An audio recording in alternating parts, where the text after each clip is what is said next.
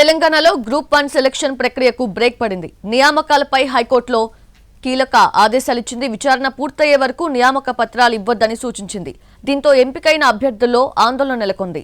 తెలంగాణ ఏర్పాటైన తర్వాత తొలిసారి జరిగిన గ్రూప్ 1 నియామక ప్రక్రియకు బ్రేక్ పడింది. గ్రూప్ 1 నియామక ప్రక్రియను ఆపాలని తెలంగాణ పబ్లిక్ సర్వీస్ కమిషన్ టీజీపీఎస్సీకి హైకోర్టు ఆదేశాలు జారీ చేసింది. కోర్టులో విచారణ పూర్తయ్యే వరకు సెలెక్ట్ అయిన అభ్యర్థులకు నియామక పత్రాలు ఇవ్వొద్దని ఆదేశించింది. అయితే అభ్యర్థుల సర్టిఫికెట్ల వెరిఫికేషన్ మాత్రం కొనసాగించవచ్చని హైకోర్టు తెలిపింది. తదుపరి విచారణను ఈ నెల 28కి వాయిదా వేసింది. గ్రూప్ 1 పరీక్షల్లో అవకతవకలు జరిగినట్లు తెలంగాణ హైకోర్టులో సుమారు 20 పిటిషన్లు దాఖలయ్యాయి. ఈ పిటిషన్లపై హైకోర్టు విచారణ చేపట్టింది.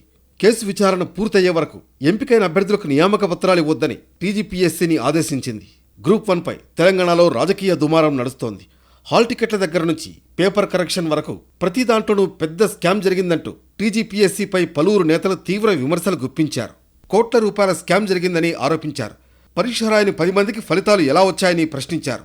పరీక్షను వెంటనే రద్దు చేసి సిబిఐ విచారణ జరిపించాలని కూడా డిమాండ్ చేశారు. అయితే గ్రూప్ 1లో ఎలాంటి అవకతవకలు జరగలేదని టీజీపీఎస్సీ క్లారిటీ ఇచ్చింది. ఈ క్రమంలో ఇష్యూ కోర్టుకు చేరడంతో నియామక ప్రక్రియకు హైకోర్టు బ్రేక్ వేసింది. దీంతో గ్రూప్ 1కి ఎంపికైన అభ్యర్థుల్లో ఆందోళన నెలకొంది.